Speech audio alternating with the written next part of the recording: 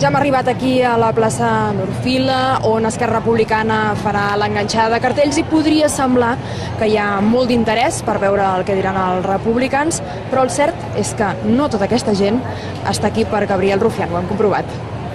A veure, vine aquí perquè estic una mica asseguda perquè tinc mal de cama, ni més ni menys, que per això la política no m'interessa res.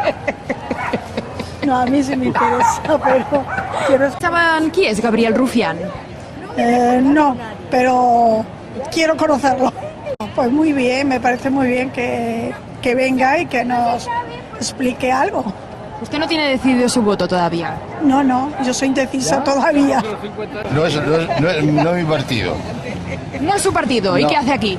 Pues aquí tomando el fresco. Porque este es mi barrio y entonces me siento aquí.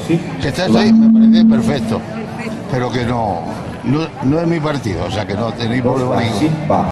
Mi voto es socialista. Es un voto, es una opción. Cada cual tiene otra. Si estoy saliendo en la tele, yo soy socialista. De toda la vida. Mis hijos, 3 carreras, 4 carreras, pagados por Felipe González.